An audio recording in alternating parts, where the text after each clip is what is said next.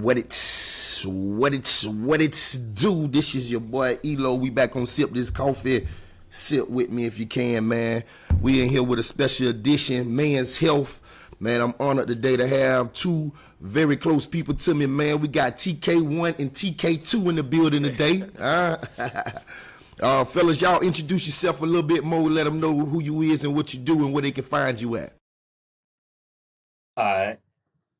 I'll let TK2 go first.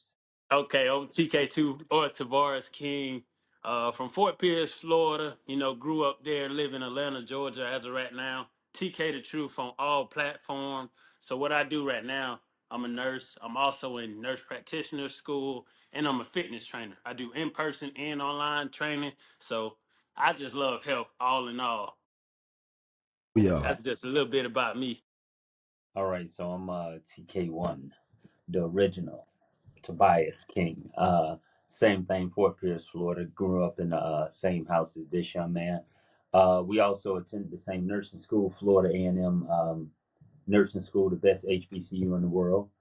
I'm also I've been practicing as a nurse practitioner for 7 years, and I was a travel nurse for a total of 5 years. But nursing in general for a total of 7 years. So I've been in healthcare 14 years at this point, and I share the same enthusiasm about working out as my brother here. Yeah. With you guys being in it personally, being in the health field, and being in the workout world at a high level, what is some of the things that you advise to young men, especially black men in their 30s? Because a lot of us don't go to the doctors. A lot of us isn't active. So, what type of suggestions do you have, or motivation do you have for the average man in their 30s who just ain't motivated to do stuff? What type of advice you got for them? So I jump on this topic first. So I would just say, man, you said 30s, but I go 20s and teens. It's important to go to the doctor because you may feel good, look good, but that don't mean you good. So right now I've been preaching more of health. Like, because you can be strong, you can be this, but if your heart not good, you can't operate no more. So I just say, man, you just start with your daily activities. Get up, you start using the stairs instead of the elevator. You start parking farther at the grocery store instead of in that front row. Different things like that, because I feel like us as a black community, we take it for granted. So, and that's why a lot of us have high blood pressure or end up on dialysis or diabetes because we don't do what we need to do at that young age. And when you Right, wait until you're 50, 60 years old, now it's like, well, it's been going on for so long. Even though I felt good, I wasn't good. That's why they say right, high blood pressure is the silent killer because you can feel good, but that blood pressure could be up and it can cause things like heart attacks, strokes, and just different things like that. So I say start out with walking. Walking is the best cardio to do, in my opinion, just because almost everybody can do it. It's the right. easiest thing to do, and it's the easiest thing to stay consistent with. So that's the biggest thing I like to preach also, consistency. If you Yes, do sir. something every day, you're going to turn it to a habit. A little bit, take you a long way. And that's a quote from Jeffrey King. Uh, that's a Jeff King quote if I ever heard one. And the biggest thing, what you talked about, bro, is walking, right? When we looked at, if we look at the black male for existence before the popularization of cars, everybody walked everywhere. But now that we all drive, that's leaned more to our sedentary lifestyle that now we obtain. But even as we are, what I see with black men is that early we are very fitness oriented. We're very athletic. We play high school basketball. You play high school football. And a lot of times, even if you didn't do that, you had the ability to. But generally, by the time about 25, we start to go down. And then now that I'm in my 30s, I'm looking around in my 30s and nobody's in shape no more. I like to say, if you were faster than me back then, you're not faster than me back now. Because we have to understand that whole marathon thing, that this is a race that we have to be strong throughout. And like you said, man, getting your health checked. A lot of times in the black community, we have a well-known fear of going to the doctor, and I understand why, because of the mistreatment of black people over the years, and things like the Tuskegee Airmen whole project that went on, and we understand those things. But the most important thing to do is to get educated. And there's a certain amount of feeling that you can have that may not equate to what's actually going on in your body. So you got to get your blood work checked. Biggest thing is you have to get your blood work checked because you don't know. Like bro said, you could be feeling fine, but then 20, 30, 40, 50, and now something done caught up with you and life can't go backwards. Definitely. Yeah, so um another thing is I don't know why we have to once generally as black men we become fathers. It's like I would say the burden of a man in general is as you grow in age, if you're being mature, you're going to have more responsibilities. That Right. takes away from being able to work out, to stay fit, and to do these things. But I think we have to have a communal effort to hold each other accountable because we're at Uh, the age now where, me and you, Earl, I mean, we seeing people our age have things now, Definitely. and now it's a close impact. Definitely. And what you were speaking on just then is a routine, man. We got to find that routine daily in our at our age group to make sure that we involve in the health package in there. The doctor routine got to be in there. The workout regimen got to be in there. And I find myself every day trying to make sure that I'm sticking to one. And that's another question I got for you. What is a daily routine that you do for you that y'all come up with? What's a daily routine that's a healthy routine? Oh, well, it's two. I got my routine, then I got probably a different healthy routine. Uh, I'll go first with my routine. So generally, I'm up between 4:30, get up, work out, at least for an hour, hour and a half. I'm a, big cold tub guy, so I'm gonna get in the cold tub. I'm gonna go to the gym and get in the sauna, just because I understand all those things are gonna be helpful. And two, it allows me the mental space before my family gets up. So by the time I get home, getting the kids together, and I'm making sure that I pack my food. Once I've packed my food, I know what I'm gonna eat, and the rest of my day is just work. And all I gotta do is get through work and go to sleep, and do my fatherly duties. But after that, my day is done. So the large preparation comes within the first 3 hours for me. I know it may be a little different for Tavares there, but Yeah. either way, we have routines that I mean we've stuck to through for years. I've been getting up at 4:30 since 2018, probably. Okay. So my routine, I say, is a little different because I work night shift. So I start my routine later in the day. So I eat before I go into work. I get my gallon of water and prep my food at nighttime before I go into work. And once I get home, I shower, eat breakfast. Breakfast is important. I start with some egg whites. I might do a protein pancake, protein waffle, something like that. Then I go to sleep and I wake up every day around 2 to 3. In between there every day. So I have enough time to work out. I do 45 minutes outside, 45 minutes inside. So I go back to that cardio. I preach that cardio. Right. And I recently just started getting on my cardio thing last year. So I'm Right. big on that right now. Then I get ready for work after I work out at the gym. That's pretty much my routine. And I do it pretty much every day. And like bro said, man, you got to get that cardio. Care how swole. The thing about it too is interesting. If you didn't get swole by the time me and Tavares talking about, if you didn't get swole by at least 28, the odds are you probably ain't gonna get swole one because you got life responsibility and you ain't got the time to probably nor the testosterone. Right. So it's like after that, we gotta focus on cardio and keep that heart right because you could be 30, 40, swole, strong as an ox, bench 4 or 5, and still have a heart attack just because your body hasn't gotten used to moving, so your heart is still working too hard. Okay. Okay. Here's something right here. Most people who put up that wall block of finding a healthy regimen, the first thing they say, I don't have the time to do this stuff. How long is long enough in the gym? Do you need to be in the gym for an hour to get a good cardio burst? So that's what I'm saying. Like, what, tell we talking for somebody who listening to this who putting up that wall right now. They saying, man, I be wanting to work out, I be wanting to be healthy, because then the people who I'm gonna send this to will listen to, and I want you to tell them something. So, like I say, a little bit will take you a long way. I'm gonna keep saying that because I stick to that, and that stuck with me. I You can love start that. with 5 minutes, 10 minutes. 10 Yep. minutes turn to 15, 20, 30.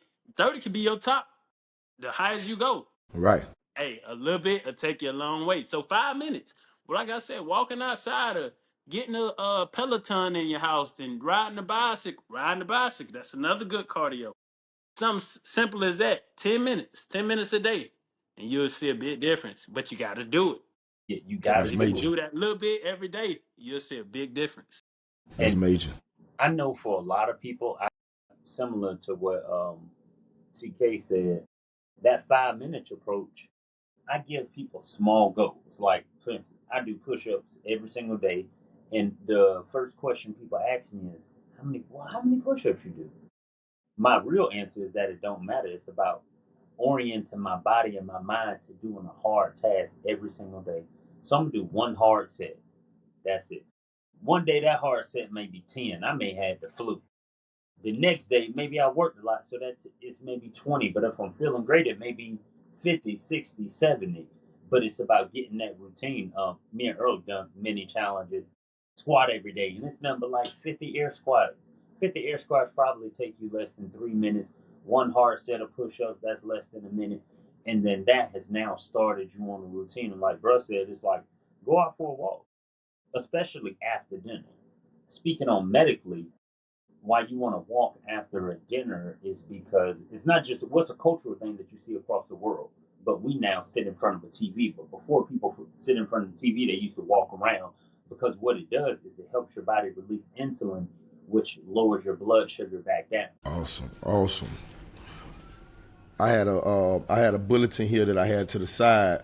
If y'all want to elaborate on anything else on that, go ahead. Cause I got another bulletin I'll jump into Well, right and here. I would say Okay. because I'm a big faster, I'm into fasting, and I understand the holistic perspective of fasting and how it actually helps the body. I've even read there's a million articles in medical journals that are going to talk about fasting and how to help your body fast. And I know things like intermittent fasting was kind of a craze for a while, but I believe fasting is generally how the human body works. The human body is able to consume food and then go for several hours without consuming food anymore. It's just that now culturally we are Americans, so we breakfast, lunch, dinner, breakfast, lunch, dinner. But you can actually manipulate that to help you a little bit more. So for me per se, I may not eat till like 12 to 2, but then I'm gonna probably finish eating by like 6 to 7 so that my body can actually digest the food, get my blood sugar back down, and I can start fasting. So by the time I get to the morning time and I'm going to have breakfast or break the fast, my body has actually been stimulated in a positive way for rejuvenation. But if you want to extend those benefits, you just push the breakfast back to whatever time. Breakfast food, my favorite. So I eat breakfast food at 12 o'clock and it won't matter. Right. And I'm gonna go back what you said, TK, about the push-ups. And I do 100 push-ups a day, and it's not for muscle growth. It's not for so and so. It's not for this. It's to show that I'm disciplined. I know I can do this every single day, regardless of what I got going on. I'm sick. I'm on vacation. I'm super busy, and that go back to making that little bit of time to where I know, regardless of what's going on, I got to get this done today. Within, I got 24 hours. I got to get this done. It's only gonna take me 5 minutes, maybe not even 5 minutes out of 24. That's not a A little bit that'll equal up to a lot, huh? Yeah. Oh yeah. Like you said, though, what they got to realize too, that daily activity life is cumulative. You know, Right. one thing I used to hate in school is when they said your final exam is going to be cumulative, which means that you had to remember everything that you learned along the way. Everything you have done now counts. And when you look at life from a cumulative perspective, I've been doing push ups every day for about 3 years. So it doesn't matter how many times I've done it, I keep doing it. And now that's in my head. I can't not do it. I literally feel weird if I walk past my push-up spot and ain't do. Right. Oh man, what else we got to learn, man? We really have to learn proper dieting. And I don't want to say diet, but I just want to understand how to understand food. You know, the interesting thing, right? Most people don't know anything more about food than what they grew up with. Mm-hmm. That's true. We don't know how to take out what we grew up on and then enhance new things. A lot of foods that we used to call other people food. I'm gonna just say other people foods. Right. Maybe the things that we should have been eating. Maybe you should glorify having celery as a snack. Maybe you should glorify, hey man, I put spinach in my eggs. Maybe you should glorify these things that are actually healthy for the body and kind of get away from too much bad food. I always say if your grandparents, probably great or great grandparents, depending on your age, probably only ate about 10 foods. That's true. And go on a little bit more about the diet. You don't have to go from eating McDonald's, Wendy's, or whatever your diet may be to eating super healthy. I'm gonna go Mm. back to it again. You start at a little bit because your body is so used to taking in 5,000 calories in one day. Once you go down to 4,500, that may you still may eat that Wendy's here and there, but 4,500, you don't gotta be super healthy. You just break it down at a little bit at a time, and eventually it's gonna turn into a lifestyle. And that's what it did for me. I was always into working out. Well, not always. I was a little fat, chubby kid at one point. Bit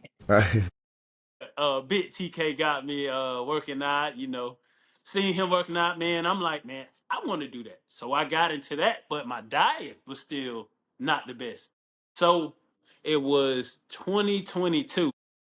Bit TK, he told me, hey, you got to get your diet right. He sent me a diet plan, I stuck to it for a little bit, didn't really stick to me. Then I'm like, okay, T, do it a little bit at a time, a little bit at a time. Then, man, Right. I'm like, I never had abs at this point before in my life. I seen a version of me I never seen before, and because I took it one day at a time, a little bit at a time, I didn't think about the next day. I just got to make it through this day. We're gonna worry about the next day when we get there. So, and just to go into like thinking about the future, that's where that anxiety come in. A lot of people deal with anxiety and depression. Right. So, Right. And the thing about it is, one thing being in the healthcare field, and we will all experience general anxiety and depression, but you got to fight it. Right. You got to wake up and fight. I'm talking about to swing hard because you truly are fighting for your life. Part of overeating and these type of things, some people are anxious eaters, some people are depressed eaters, and those are the things that we don't realize are affecting us each and every day. Another thing that I always tell people is try to learn this information for yourself and don't believe what nobody else told you. Mm. Trust what they say, but verify it. Right. The thing mhm. about it is, and I always say, we'll take on something in the community. Well, this is healthy for you. That's not healthy for you. I found out that majority of those sayings or things had no real relevance to them. Right. Somebody ever told you ice don't got no germs? Yeah. Oh yeah. Okay. Listen, put the ice in the dirt to need No. Yeah. Yeah, Yeah. yeah. Yeah. Yeah. I did it, but I would not. Yeah. Yeah. You know a little better now, huh? Right. Yeah. Yeah. And I think too, when we're looking at the future, especially as men that have people who depend on them, your health is literally the actual insurance that you're going to come home that day. And the health, this is the actual insurance that you're not going to have a stroke, you're not going to have a heart attack, you're not going to have these things. And two, what we care about the most, men, we are sexual beings, and chronic health care, diabetes, hypertension or high blood pressure, and high cholesterol will strip you of your erection way before you are gone out of this world. In my 7 years as a nurse practitioner, I've worked in an erectile dysfunction clinic, and I've heard these stories. I've assessed these people's health. I've seen the negative impact that chronic people have. And the truth of the matter is that some people don't get their erection back with You come to the erectile dysfunction clinic when Viagra is normally working, and there's not that many options for men. To be honest, I can give them to you. You can have Viagra, which is basically going to open up the blood cells, but doesn't address the issue is that you have things that are clogged up in there. Sometimes it may be your testosterone, so you can get that fixed. Or three, they can give you a penis implant. I don't really think you want that either. And the biggest thing I was telling bro about today was that erectile dysfunction is actually one of those hints, those clues, those first signs of heart disease, because erectile dysfunction has to do with the clogging of the arteries. And in the penis, you have the smallest artery, one of the smallest arteries in our body, but that's the physical sign that you can see the arteries are starting to get clogged. So when you think of ED, erectile dysfunction, you also have to think of, man, this is my heart as well. So I think though just knowing these type of things are what can help us. And I've never seen these things discussed in this manner or catered to men in healthcare. So that's why I like to cater to men in healthcare, because I feel like we're the ones that are least understood. Right. It, But was to say, and that's where I go back to cardio. That'll help prevent erectile dysfunction. Right. right, Right. Man, do you know how many men in our community, small town Fort Pierce, that we know that passed away from using? They say that it was from using Viagra or something. You know, they died in the mix of the intercourse or whatever. But it sounds like the site, it was a sign for them when they stopped using it and needed the Viagra, that they had some problems going on with the heart, and they were supposed to pay attention then. So it's like, it's crazy to be able to have y'all put that correlation to the health to it. And you know, in the black community, we always hear, oh, they dropped dead, or you hear just these signs of, oh, how they died, girl, they just died. Ain't nobody just dying. Yeah, ain't nobody just randomly just dropping dead. It's some right. health issues, and there's some signs and stuff leading up. And with the proper knowledge, that's why we here today, to put this on the table for them. Cause this is what we need, man. We need more of this here. Absolutely. And I'm Because a lot of actually, people don't know that we use Viagra for your heart a lot of times in the healthcare. Woo. Because what it does, it dilates those vessels. it is. A lot of people don't Spit know. They then. just, Huh? yeah. You know, yeah, I'm gonna piggyback off bruh, because Viagra was originally a blood pressure medication that they were trialing, but they seen that it had a peculiar side effect that seemed to work. Did not But know this. you know what guys will do, right? Even I hear guys, they come and they say, "Man, I need the Viagra 100s, man. I need the 100s." And I'll tell them, "Hey, Viagra is that's the highest dose. Once you got to the highest dose, you probably have other problems." But again, that gets into that masculine nature of having to perform, because we're sexual beings, and to perform in that, they said, "Man, well, I'm gonna take 1.5. 1.5 is above the prescribed dose, but like bro say, it vasodilates, so then it drops the blood pressure." So what can Mm-hmm. happen to a lot of people is they like, man, one day work, I'm gonna take two. The blood vessels are too open.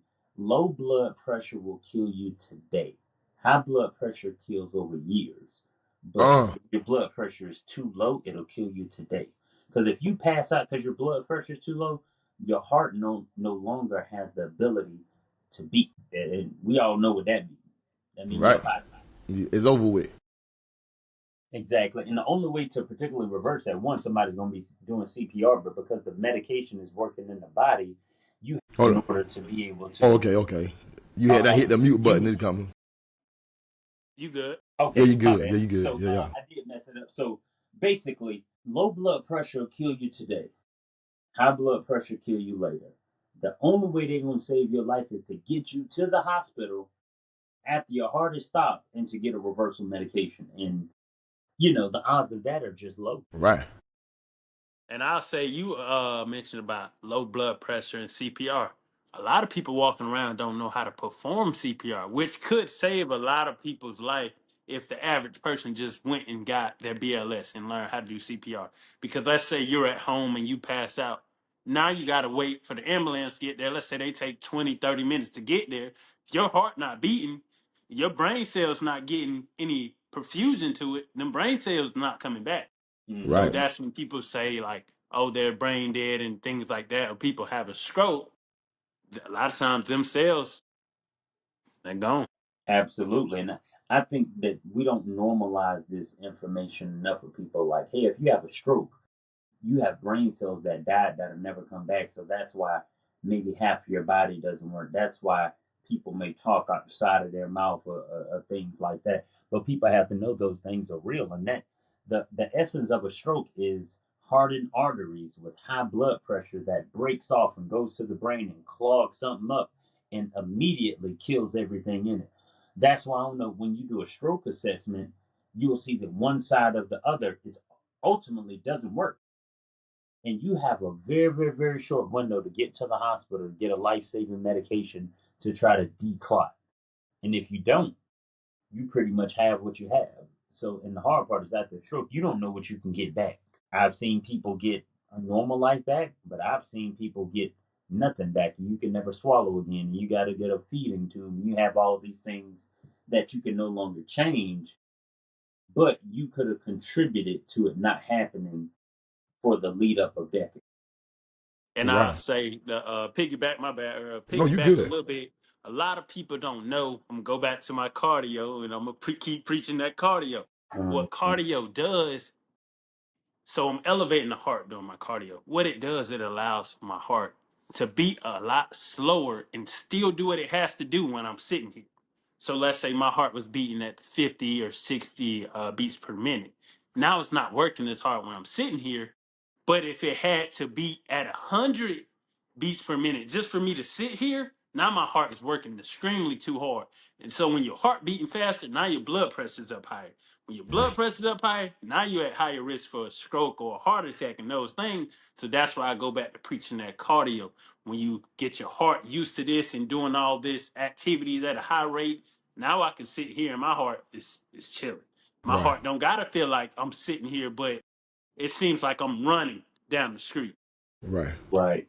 And to point on the heart rate situation, I see heart rates as warning signs, and that's why I urge people to know your numbers, know what a blood pressure is, know what your resting heart rate is, because normal heart rate is technically 60 to 100 based on the medical standards of what we all practice, right? Um, but like bro say, my heart generally beats slower because it beats more efficient. But what I would notice is people should know changes. If your heart rate is normally 65 and now your heart rate is 100, even though that's still within the normal range, we have to look. It shouldn't have changed that much. Why did it change? And that could have been over spans of years, but over those spans of 3 or 4 years, you're like, man, I did put on some weight. I always tell people always say, yeah, I know what to do. I'm gonna get back right. But you have to understand, it's you have to truly commit and know that every day is contributing to a potential stroke or heart attack if you're not truly staying the course. Right. Let me ask you this: how people could be watching this from all over different areas and everything. How accessible is it to take a CPR class? How easy is it to get to a CPR class?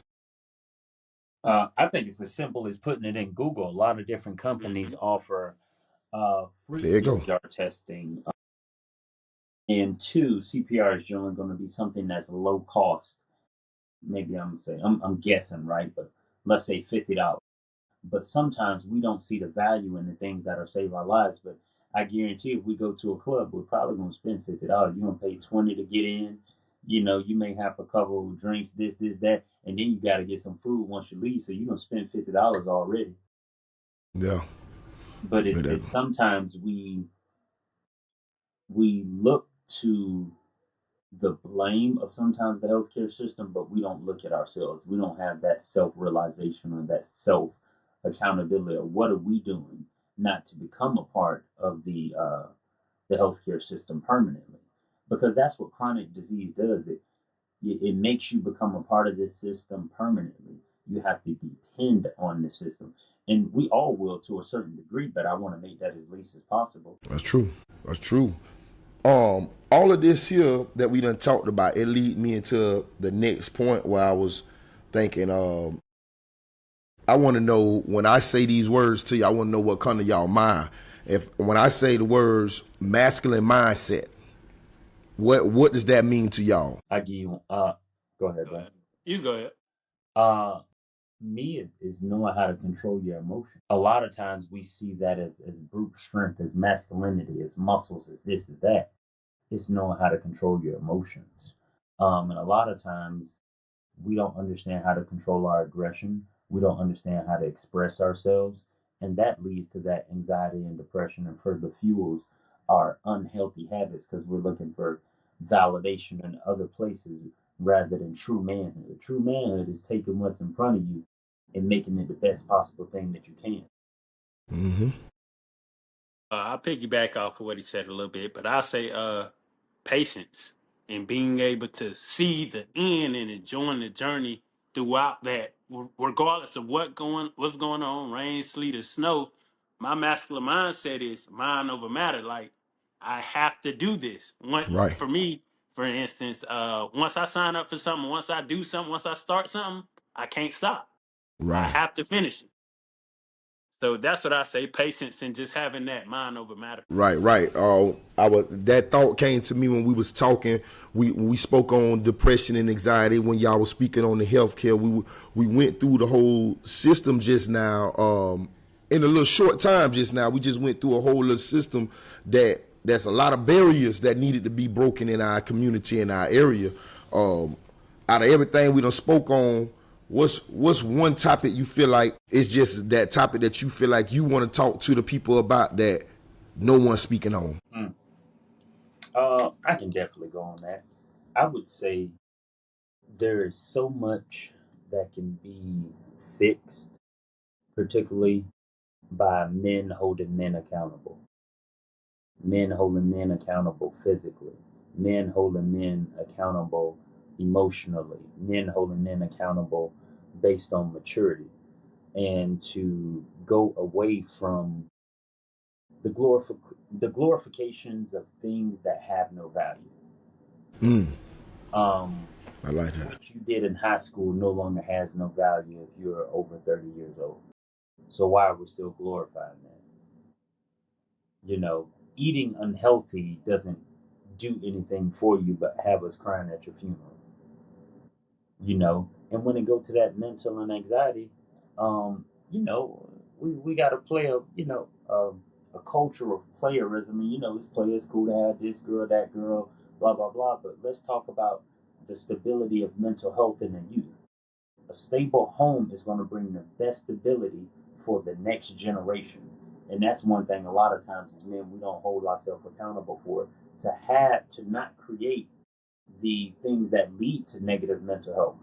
You know, more children without their fathers, um, more children and more young men that don't know how to learn, that don't know how to control those emotions. And I think as men, if we don't stand in the paint and teach and let those young boys see what it's like to handle emotions, a lot of times they grow up with feminine emotions. Right, And that's why they lash out, they can't control, they out there yelling, and that is not masculine. That's feminine energy. right, Not being able to control yourself. Or you know, we have been walking through the mall and you seen it do, hey, blah blah blah, da da da. Like that's not masculine energy. That's feminine energy that you can't control your emotions. That you have to have this big emotional outburst. As right, men, we should be able to talk and to speak to each other, and all of that goes into your physical fitness and getting some of that aggression out, getting some of the hardship of being a man out. It goes into your food, feeding your brain the right food so that you can process thoughts and that you can have energy. Um, and that's pretty much my one of my biggest things because the way I live my life and it's the way that I feel like we can contribute to the community is holding men accountable to be um, masculine men. And I'll say, it's okay to not be okay. mm, Because us as men, we try to put on a persona all the time because that's what it's seen as, that we have to be the tough guy. And even if we're going through a lot, and that's why suicide rates, the attempts for females is higher, but the success rate of suicide for men is higher because a lot of times when they do something to commit suicide is maybe with something that they know is going to kill them, with right, like a gun or something. So it's okay to not be okay. It's okay to cry. It's okay to reach out to this person to reach if you're going through something and going through depression, because a lot of people keep it all in. And Right. that's what I think caused the suicide, because you keep it all in. You feel like you can't talk to it, gets to a level to where you can't control it. And we'll go to the touch on the young guy from LSU. I think he was going through a lot recently, and I feel like it got to a point to where, man, I can't do this. I don't have nobody to talk to, and I think that's why we have to look at men as like, it's okay to not be okay. It's okay, bro. You can come and talk to me, and I'm gonna hear you out. It's you. If you need to cry, you can cry on my shoulder, and not look at, oh, just because you're crying, you don't have that masculine mindset or mindset, or you're not tough.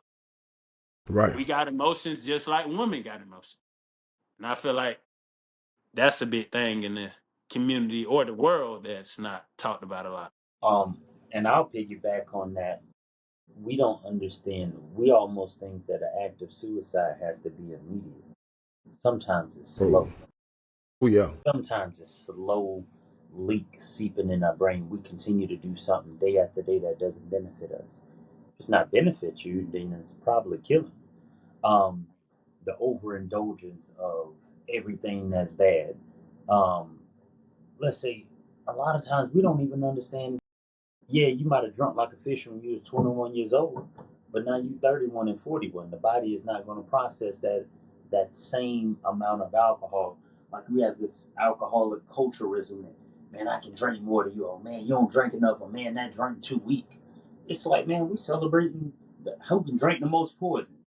And when you Right. put it in those terms, what it's like, that don't really sound too cool. I'm not saying that it's not that you can't have a drink or that you can't drink, but the culture of alcoholism as you grow old, it doesn't fare well. I remember I had this cat in L.A. This when I was like, I'm gonna go back to nurse practitioner school because people aren't talking about this and learn this early enough. He was 39. He had liver failure, liver damage. Or you hear people say, "Man, your eyes yellow, like you have liver issues." That's one of those signs. And he said, "Man, it started off as just going to the club, man." He said, "Man, I used to love to drink." And he said, "Man, it was just we would get bottles and we would just have fun." And he said, by the time it was 30, it turned into a thing he couldn't live without.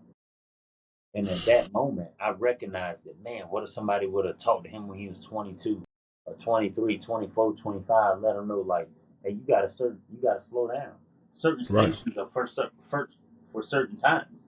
But once it's done, as men, we have to learn how to move fast that and flourish in something else. Right. And I'll say a lot of people don't know better. Maybe if you knew better, you'd do better. Because like you was talking about with the liver cirrhosis, the young man that you were saying would drink every day. A lot of people don't know, once your liver gets cirrhosis, you either got to get a liver transplant or that's it. That's That it. liver don't come back after drinking alcohol, and that, I believe, the young age drinking, it turns into a habit. And I feel like some people do go to it as a coping mechanism, but I think preaching different ways to cope with different things, maybe going to the gym, maybe for a walk, maybe going to therapy. A lot of Right. people don't go to therapy. Therapy is big. Yeah. Definitely, man. And I think this is a therapeutic conversation. Being able to talk and to openly express these things and like come up with a solution base. And the interesting thing about it is that we can't have this is something that Earl sent me a guy and they talked about having analysis paralysis. And ever since I heard that, I couldn't stop thinking it. Like, have you ever thought about a move so much you were supposed to do, like get healthy, that you just never did it? I'm doing it tomorrow. Nah, nah, nah. I gotta get this right first. I gotta do that right first. And before we know it, that goes on for years, so that we have analyzed something so much that we've never moved on. Right. So I think action is the best key, man. Action is the best key, and continuing to just create new culture. I think it's time for that we create new culture, a culture of really just wringing out all of the old stuff that no longer serves us. We can see it because we got friends that's dying, we got people that's leaving, and we know their lifestyle. We know what they could have did better. Right. Right. When you know better, you do better. Mm-hmm. At Yes, least, sir. at least that's what we supposed to be striving for out here. And that's why, man, I look forward to having more conversations with y'all on here because, again, if no one is talking this talk or no one is having these conversations where people can having it so it's accessible to people, we pretty much gonna continue to be stuck in these barriers that we stuck in, and that's why half of the show I done spoke on. This conversation is like barrier breaking. We breaking down walls that, man, I feel like some of the knowledge that's gonna be broken down on this show is gonna save someone's life. I got people around me at the barbershop. I got clients. They've been watching the show and they've been learning the little stuff about what I'm saying. And today, I swear we've reiterated at least 5 tips that I stay saying on this show. Just hearing it coming in a health manner is totally different because what we doing is just reiterating that it's standards out here, it's morals out here. Men have to stand on something. If you ain't standing on nothing, what we doing? You know what I'm You fall saying? Mm-hmm. for anything. Yeah, he fall Yeah. for anything, man. Oh man, we've been rocking out for about 40 minutes already. That's crazy. Yeah. Before we wrap it up all the way, is there anything y'all want to leave the people with? Because y'all done gave them so much knowledge already. Man, I'm gonna go back to what I've been saying the whole show. Do your cardio, and a little bit of go a long way. A little Uh-huh. bit. And Nothing. I'm gonna echo what my brother said, man. In the words of the illustrious Jeffrey King, man, a Yes, little bit sir. goes a long way. Oh, yeah. Yeah, man, it's been a pleasure having y'all on, man. Again, please leave the people with where they can find you at because they stay dropping great content for y'all guys to follow along with. So please listen to them, take it down, subscribe, follow to the show, subscribe, follow to every platform that they got going on. Where can they find y'all at? So you can find me TK the Truth on Facebook, YouTube, TikTok, Instagram. I do daily posts, fitness, tips, everything, health, daily. Yes, All sir. right. And you can find me on I believe I just have Instagram and that's TK the MP. Okay, man. Y'all, hey, y'all tap in. We gonna have some more, excuse me, we gonna have some more episodes. I look forward to having the whole men dialogue. We have about 10 people on this thing and we just chopping it up about daily things with men, man, because we are this where we need to have these dialogues at, man, right here on YouTube. So I look forward to seeing y'all boys again, man. Y'all boys enjoy the rest of y'all night. And hey, it's Easter weekend. Y'all enjoy y'all families and all that good stuff, man. Major love to everybody out there who tuned in. Like we always say on here, put a smile on your face so you can put a smile on somebody else's face and we can make the community better out here. Yes, sir. One finger, two finger, peace. Yes, Yes. sir. Appreciate you. Yes, sir. Y'all